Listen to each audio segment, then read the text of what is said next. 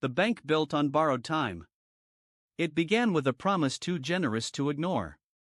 A pledge of safety, prosperity, and effortless growth offered by a bank that seemed to rise out of nowhere. People from every corner of the region placed their hopes within its walls, unaware that each deposit fed a clock already ticking toward disaster. To understand how this institution captured the imagination of an entire populace, we must return to an era defined by restless ambition. Trade routes expanded. Cities swelled. Wealth moved faster than laws could regulate. In that whirlwind, the appearance of a new financial player felt less like a surprise and more like an inevitability. Every society, in its pursuit of prosperity, eventually welcomes the promise of something too good to question. The first reveal emerges in the bank's earliest years. Its founders offered interest rates far above the market standard. Investors poured in, driven by envy, desperation, or simple curiosity.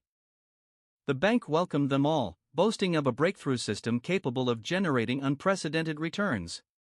Yet behind the polished counters and confident speeches, no one could fully explain how such returns were possible. Records were vague. Methods were secret. But profits, at least in the beginning, were real enough to quiet doubt. Then came the second beat. As deposits grew, so did the bank's influence. Local governments borrowed heavily to fund grand projects, bridges, canals, fortifications, believing they had discovered a partner with boundless resources. Merchants expanded their fleets. Guilds planned ambitious renovations. Ordinary citizens borrowed to chase dreams they once thought unreachable. The entire region began to rise on a tide of borrowed confidence. But even in those early days, small signs hinted at a darker truth. Withdrawals required long notice. Financial statements arrived late. Audits were postponed. Still, people dismissed the warning signals. As long as money flowed in their direction, they preferred optimism over scrutiny. Hope has a way of silencing the alarms we most need to hear. And so the bank continued to grow, its foundations already straining beneath the weight of impossible promises, each passing day bringing the clock closer to the moment when time would run out. The cracks appeared quietly at first. A merchant complained of delays in receiving funds. A minor official noted discrepancies in the bank's reported reserves. A guild treasurer found that his withdrawal limit had been reduced without warning. None of these incidents made headlines. Yet together, they signaled a system beginning to strain under its own illusion of abundance. As the reveal deepened, a pattern emerged: every delay, every vague explanation, every revised policy pointed toward a single truth the bank refused to acknowledge: there was not enough real money behind the promises it had made. Deposits continued to pour in, but withdrawals grew complicated. Customers were encouraged to reinvest rather than retrieve their funds.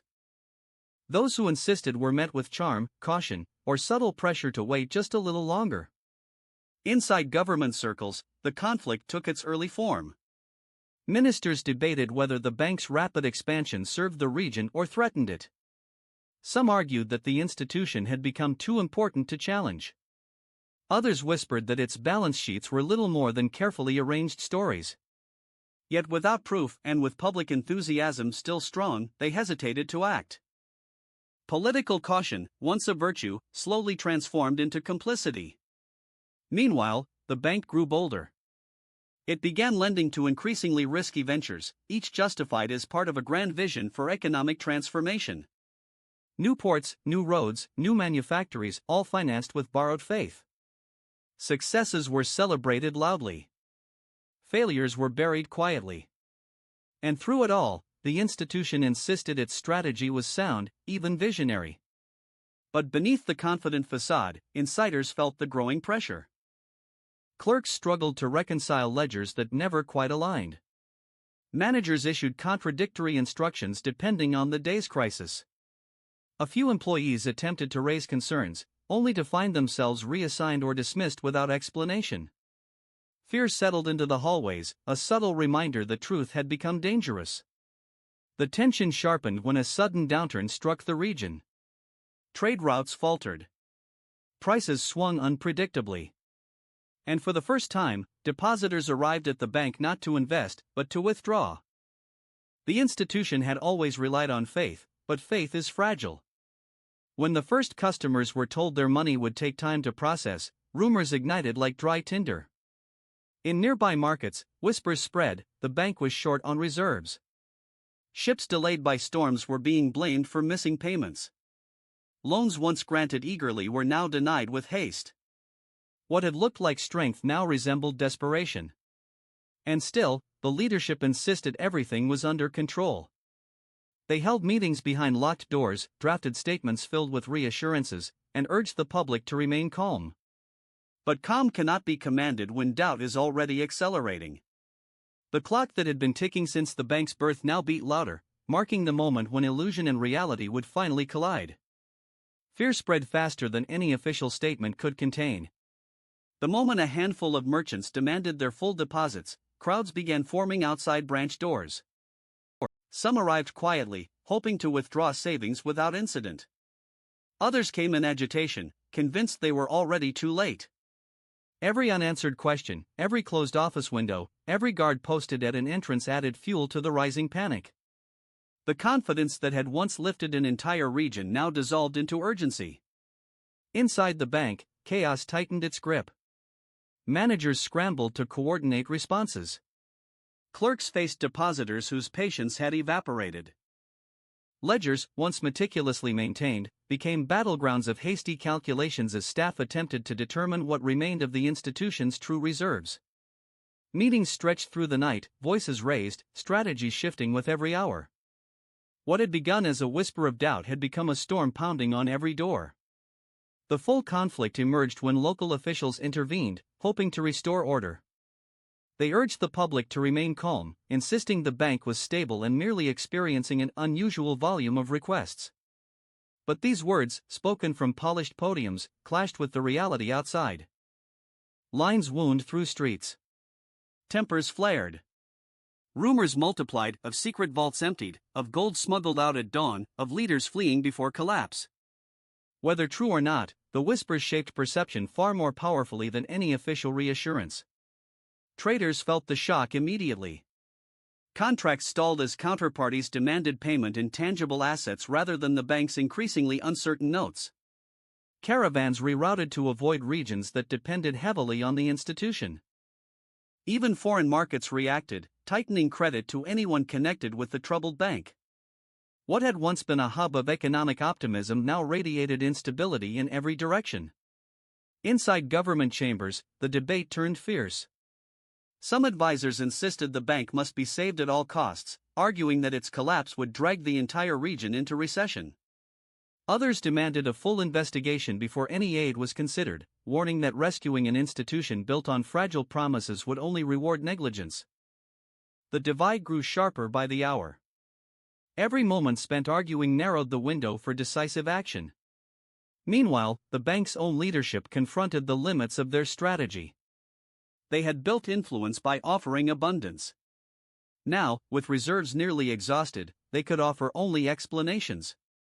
Some leaders pushed for transparency, convinced that revealing the truth, no matter how dire, might calm the public. Others argued that disclosure would trigger immediate collapse. The institution's future hinged on a choice between confession and concealment.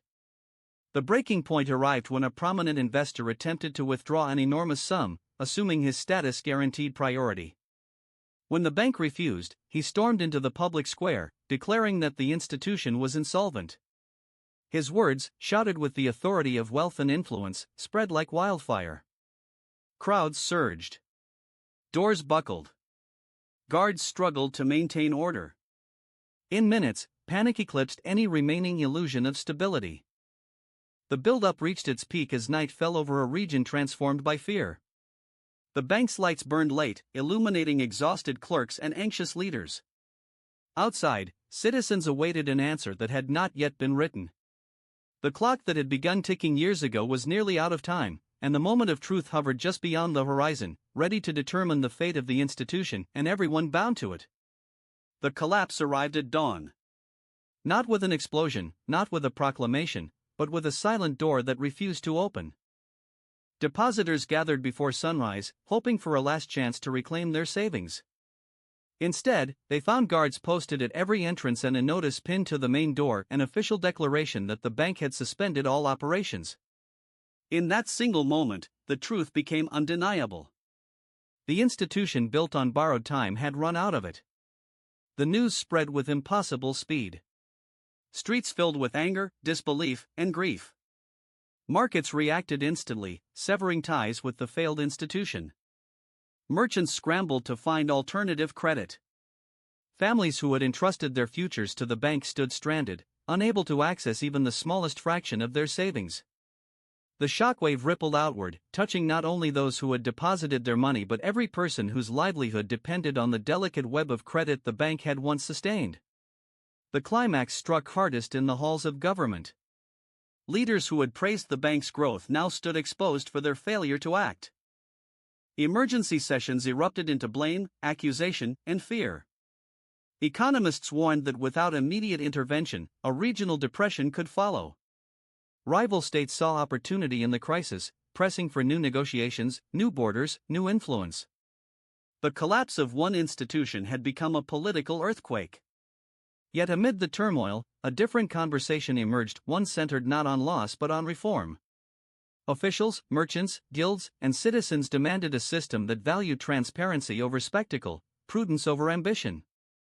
Investigations uncovered the scale of the deception, revealing how confidence had been manufactured rather than earned.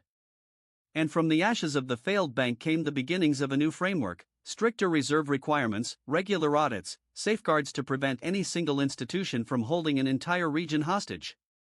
The resolution did not erase the pain. It did not return lost fortunes or forgotten promises. But it offered something just as important: clarity. People understood now that prosperity built on secrecy is not prosperity at all. They learned that trust, once misplaced, must be rebuilt brick by brick, with patience and accountability guiding every step. And this lesson echoes into our world today. Financial systems remain powerful, fragile, and deeply interconnected. The bank that rose on borrowed time reminds us that every promise must rest on something real, or else it becomes a countdown to collapse.